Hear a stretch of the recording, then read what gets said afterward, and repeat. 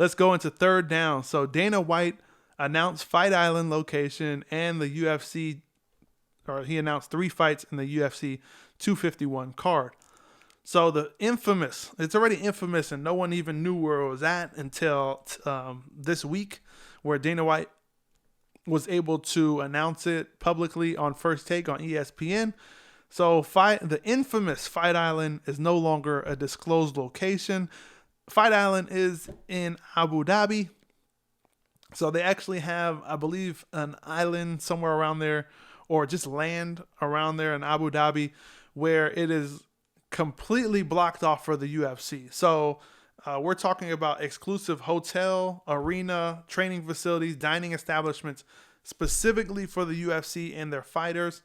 It also added that it will include a safety zone of 10 square miles in which only people permitted will be athletes, coaches, UFC staff, and limited personnel. So UFC has secured a location to where they could throw an event,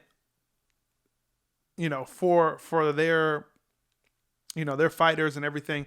They'll have everything there that the fighters will need. Again, a place to stay, a place to fight, a place to train, and then a place to eat. So this is big news. I'm curious to see how this card pans out and how this arena looks, because Dana White, he made it seem like it was an outdoor arena, so the ring would be outside. Hopefully that's not the case. I like the indoor feel, but maybe the outdoor feel might be kind of cool. And again, I don't know if that was how Dana White wanted it to come off as, but that was kind of what I got from it. Again, I may be wrong on that, but the first card to fight at Fight Island, this is the infamous Fight Island, is going to be UFC 251. And Dana White, during this announcement on First Take, also announced the 3 fights, the 3 top fights.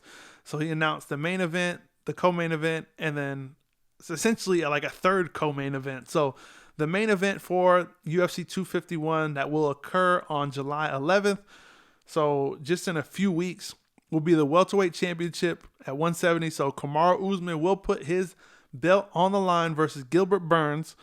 For those of you that don't know, both of these guys are teammates and friends, so they are very familiar with each other.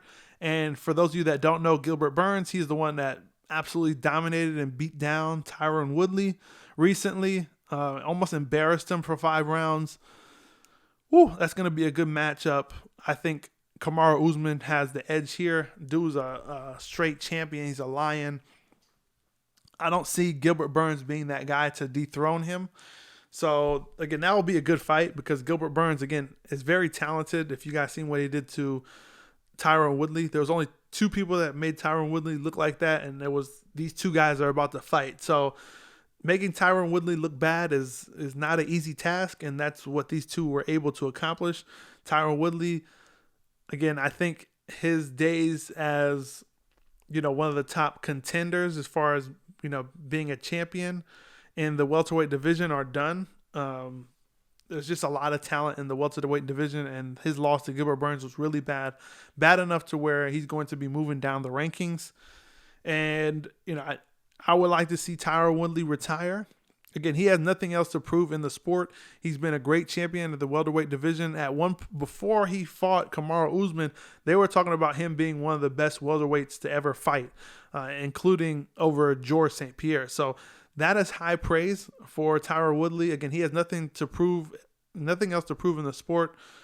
I would like to see him retire because he has not looked good versus top competition, and these 2 guys were the ones that made him look like that. And the co-main event, so for the featherweight championship, we have Alexander Volkanovski versus Max Holloway. This is the second time they've met. The first time Max Holloway is the champion, Alexander Volkanovski edged him out in a decision. And, I don't like seeing champions lose their belt based off decision, especially when it's a close decision. But, Alexander Volkanovski did enough to where he earned it. And again, I don't like seeing, belts exchanged like that, but, I'm not going to argue with the decision that the judges made. They called it straight down the middle, and I guess that's all we could ask for. But Max Holloway has his chance to regain or to redeem himself and get his championship back. Max Holloway is also another guy who has nothing left to prove. He's one of the best. He might be the best featherweight ever. So that's a tough one. Again, I like Max Holloway in this one.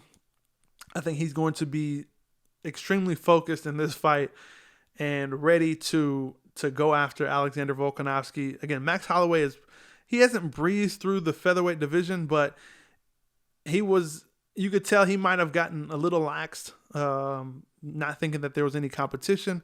I don't know if he took Alexander Volkanovski seriously. He said he did, but that's him. He could be humble. He's probably being humble at that point. But I like Max Holloway going into that fight to get his featherweight title back. And then the third, and then this one's also a championship fight. So this is essentially the third co-main event, is the bantamweight title that was vacated by Henry Cejudo. And this one will be between Peter Yan and Jose Aldo. So I'm curious to see why Jose Aldo is in here fighting for the bantamweight championship. I know that Henry Cejudo was supposed to fight him for the championship, the bantamweight championship, but I think Jose Aldo got hurt, and now he's getting a title fight to fight for the vacated title, when I believe that there are more well-deserving bantamweights out there that deserve this shot in front of Jose Aldo, who lost to Marlon Moraes. It was controversial, but it was still lost. So I'm curious to see why Jose Aldo got this opportunity to fight for the championship for the bantamweight division. But again, another guy who has proven so much in the UFC, he has nothing left to prove. He could retire as well. So I'm curious.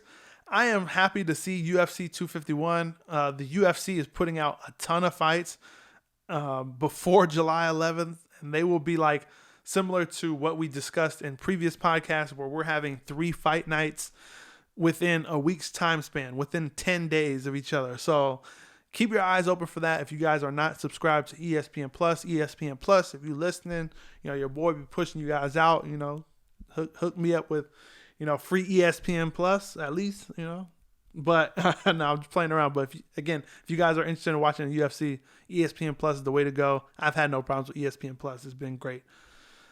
Thanks for stopping by. Make sure you guys hit that subscribe button for more fire sports takes. And for those of you who are on the go, make sure you subscribe to our full show, which airs every Thursday on Apple Podcasts, Google Podcasts, Spotify, and a bunch more. Until then, I'm chucking it up, and I'll see you guys next time.